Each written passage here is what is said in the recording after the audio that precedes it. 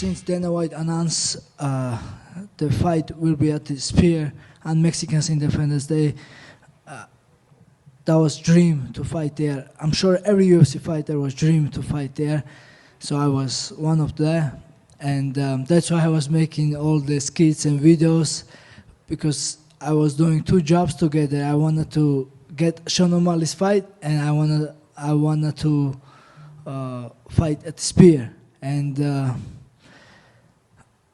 both worked out.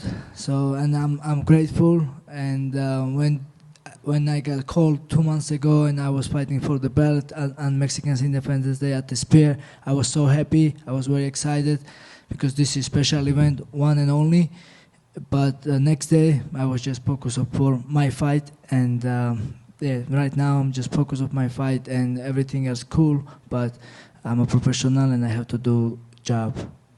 How long would you say you've wanted to fight Sean O'Malley for? When was the first time you looked at Sean and said, "Oh, I'd like to fight that guy"? He got my intention when once I see and Dana White's contender series. He win incredible way, and he got UFC contract, and I keep an eye on him. And unfortunately, my first two fight, I have controversial lost. Even I feel I win first two fight UFC. My record says I lost those fights, and of course, when coming from loss, you don't want to call somebody. But once I win my first fight, 2018, exactly this time, like it was September, so that was 6 years ago. I called Sean O'Malley, and because I wanted to fight him. We both beat same opponent and the time, and I wanted to fight him. I think that time Sean O'Malley was 1-0 or 2-0 UFC, and because I know at that time, because I have 2-1 record, and I thought he will accept. I was like, I had first to lose in UFC, and I was 7-4, 7-3, yes, 8-3, 8-4, something like that, and. Yeah, my record wasn't look good, and I thought he will accept me. I thought he will look me as a easy opponent, but somehow he never respond. Because I wanted to fight him because I see him as a challenge, because how he was fighting, how he was knocking people out, and I wasn't thinking it was easy fight. I don't think it's easy fight until even today, and now I'm still excited to fight him. You say that you don't think it's going to be an easy fight, right? But if you're able to use your grappling and he's unable to stop you from taking him down, it would seem on paper that you should have an easy route to victory here. Do you think you have to mentally prepare for a very back and forth fight, or do you see a path to victory that could actually be easy for you? You're right. If you look that way, stylistically, it's easy for me because my cardio, my grappling, my style, it should work against him, but same time we see what happened. I mean, we see what he can do. He can throw something big, and he can make you charge, and he can make you. So it's a challenge, Yeah, I can dominate, but he can throw one punch and he can change everything. So it's like every fight like this, I don't look any fights in UFC easy, because there is no easy fights here, Like not always best fighters wins, like we see so many times, like the one guy was winning, like I was beating my second fight, Ricky Simon. I was beating, and I take him down. And he tried to choke me, and I wasn't tap out. And I made the bell, So what I'm saying, I make a little mistake last minute, and that's why I keep that's why I lose controversial. That was whatever. So, and like so many times we saw the one guy winning, then the guy come back and the knockout. So what I mean is. I have to be smart all 5 rounds with O'Malley. Has the UFC asked you to maybe think really carefully about what you're posting on social media this week, just a few days before the fight? If UFC what? Have they asked you to be a bit careful about what you're posting to social media, No, maybe not reveal too much this week? No, UFC never ever control what I have to say or what I can post in social media. I'm great for UFC and thank you so much. But I always post, and I don't know, like I post because no, I don't have like somebody to advise me. Yeah, I have friend who help me with like taking videos, editing, but I make decision what I post, and this is me, you know, this is me what I post, and I wish I have somebody to tell me, Merab, post this, don't post this, and when I see Dana White's reaction, I was thinking, oh, maybe I did something stupid, but that's who I am, you know, that's I used to do all the time. Even when I break ice with my head, I post it because that's who I am. You know, I don't hide nothing. I'm normal guy, and I always will be the normal guy. Right here.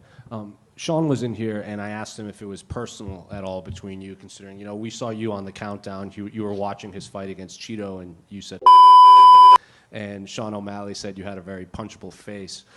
He said it might be a little personal, but you guys have also been thinking about each other for so long that you've just been on each other's mind for so long. So I'll ask you, is it personal with Sean, or is it just a matter of, you know, getting the belt and beating the guy you think is a tough challenge?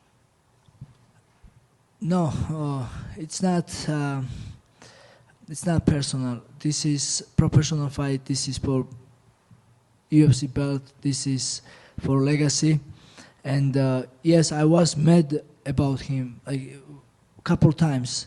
I was very mad when he mentioned my country disrespectful way, and because my country, it's more than religion for me, and I have my country here, and that's why I start fighting, because I want to represent my country, and this is healthy competition. That's what we do, right? And then when somebody, doesn't matter who, disrespects your family or your country,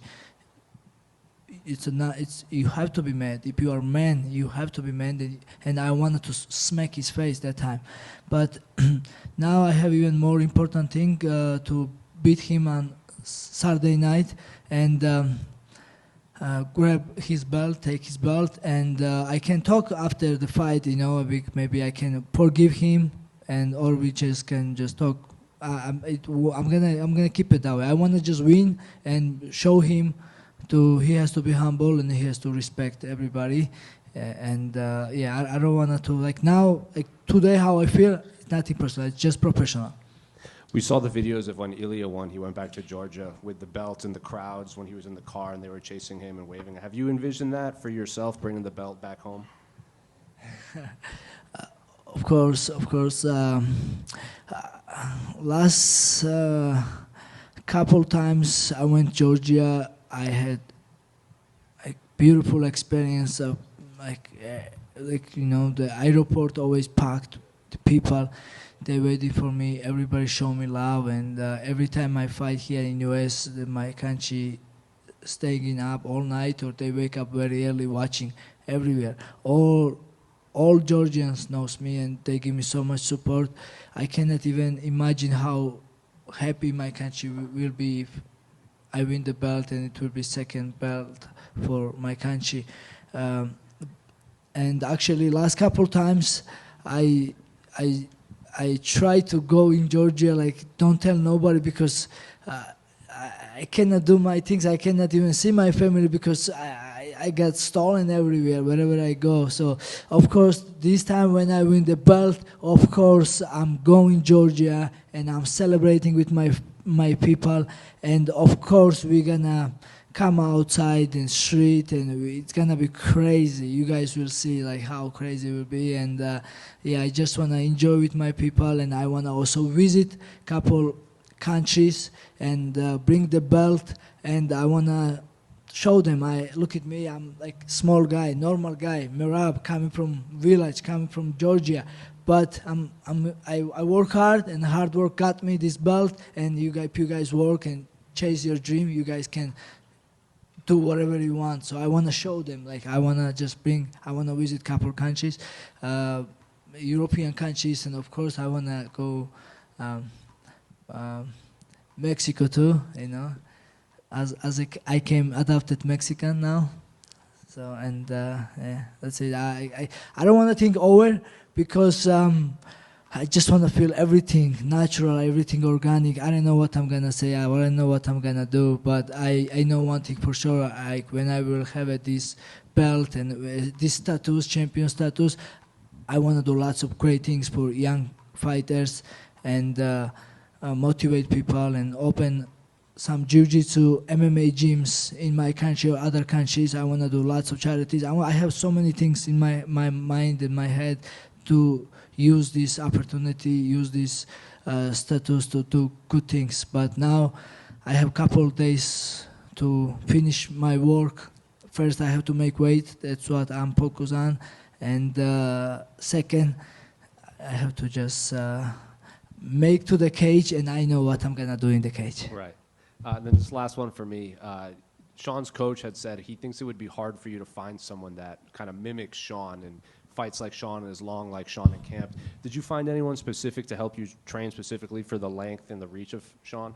I don't have to find another Sean O'Malley because there is only Sean O'Malley, and of course it's hard to find somebody like him, and or dye his hair like color like this, but I was sparring with multiple good training partners, good kickboxers.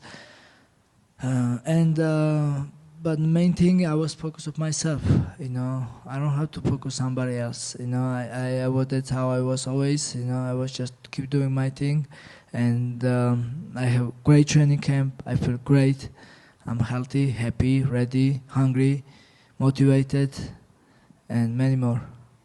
Merab, over Thank here. you. To your right. Right here. What's up? This sphere obviously has become a site that people from all over the world want to come down to Vegas and visit for.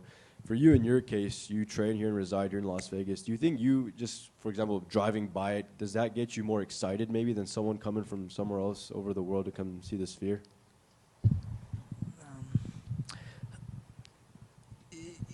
It definitely makes it easier to fight here in Vegas. Even last time I was fighting in Anaheim, I just drove here, because I don't apply the security line and take 2 bags only with you.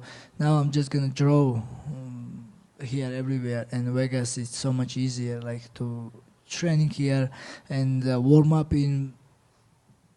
at Syndicate. That's where I training. Morning I'm gonna do shakeout there, and then I can go home, eat lunch, and then go to the fight. It will be like normal day for me. For sure. And part of your promotional buildup was actually shooting content with your friend that looked like O'Malley when you put on a wig, and that did great numbers on social media. So my question is, whose idea was that to put those videos out? The video idea was my idea, but of course the 2 young friends I have, they of course helping me to we change things during when we doing videos, but all idea maybe other than 1 or 2 was all my idea. And because I wanted to fight Sean O'Malley so bad, that's why I was so focused and training and they make videos, do everything whatever I can, and so. Yeah, we even find that the guy who looks like Sean O'Malley, and we trick people, and we make lots of fun videos. Which one was your favorite out of all those you posted? My favorite,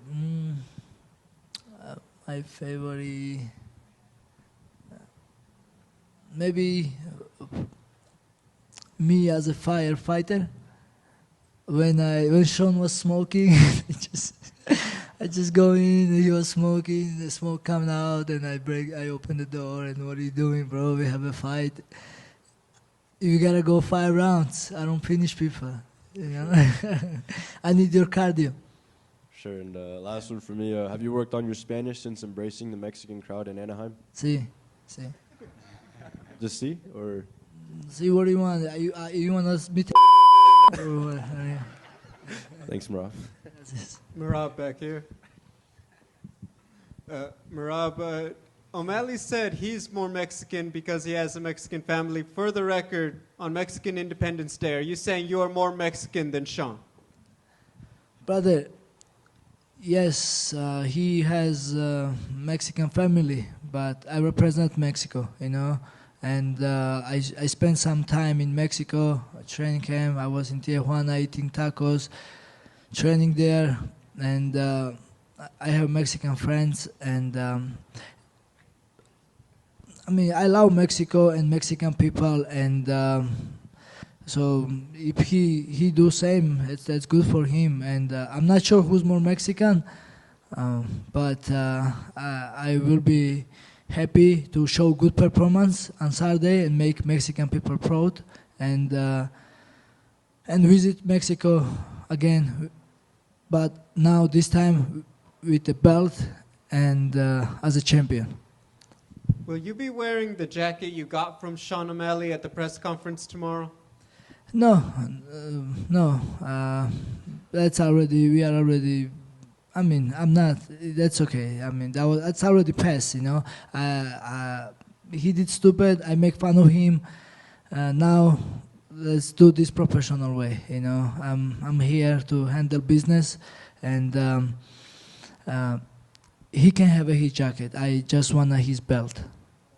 I know you're focused on Saturday, but it looks like the winner of this fight would have to take on Umar Nurmagomedov. What do you think about that challenge in the future? Obviously, a lot of fans want to see who would prevail with the grappling with both of you guys.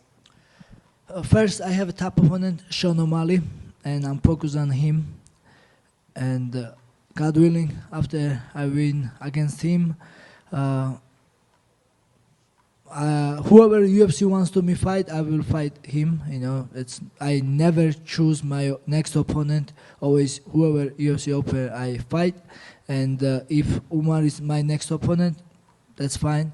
Me and my team, we will work, we will training, and we will, no problem. That fight, I think it's easy for me, and that fight, no problem for me. I will dominate him. You know, what excites me more, Davidson Figueiredo, because he is former champion.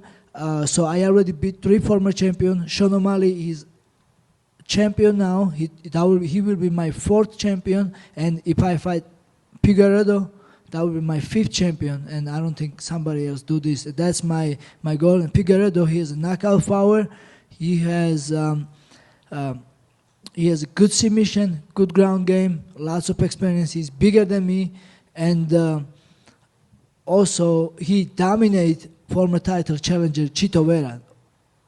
I think even impressive way the Sean O'Malley did. I think he even dropped him down and knocked you. Or Sean O'Malley just landed knee against Chito, but Figueiredo just dropped him with a strike. So that fight excites me, and I think Figueiredo deserves more. But whoever UFC wants or whoever next contender, I'm fight. I never choose my opponent. So and yeah. Thank you. Merab, right over here. So just when you think of your journey, right, moving to the U.S., working construction, training, just doing all these things, do you take a minute to kind of reflect and think about that? Because you're so focused on this opportunity, but do you also kind of take a moment to think about what you've been through to get to this opportunity? Yeah, man, I come from a long way. When I think how top life was up until like 2019, 2020, I had so many challenges in my life, so many challenges, man, so many hard ways. Every day I was asking myself, should I continue or should I stop, and should I just focus on work, and should I just get married or just not chasing this, because maybe this is not for me. This is hard, and I still have to work full-time job, and I still have to training hard. It was so hard to bolt, and every day I was asking myself question, especially when I was at the work and working in the sun or in the snow.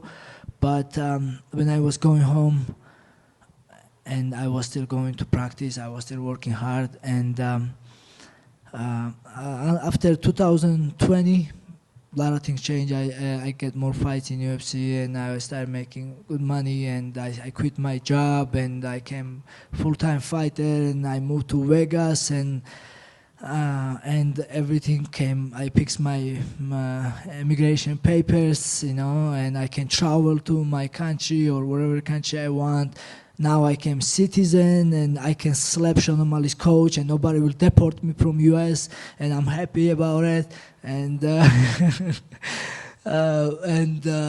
man, a lot of things change, and I'm happy and I'm grateful for UFC first because I can sleep my own house and support my family members, my friends, and inspire other people. And because of, I think I'm an example. If I did, they can do it too. Just keep dreaming and keep working for your dream, and everything is possible. Thanks, Merab. Thank you. Merabi, let me see. Garbajoba. Amarjova. Garbajoba. It's another one I have learning. Sadia Movnat Titzve Gatsnoba. Ასევე სასეამოვნო თქვენი გაცნობა. Oh my God, so Good job. hard. Okay, so Merabi, you got 10 wins on UFC. 9 of them was for decision unanimous. Are you feeling like a pressure to do submission or knockout? No, nothing pressure. I always focus on win, and especially UFC.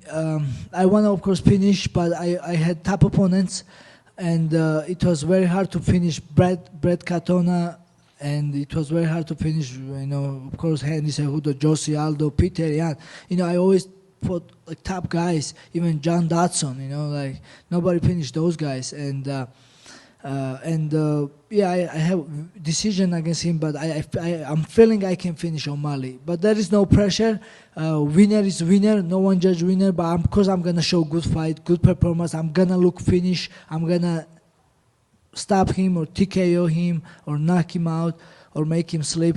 And I'm focused on good fight, show people good fight, good entertainment fight, and there is no pressure how I'm gonna win this fight.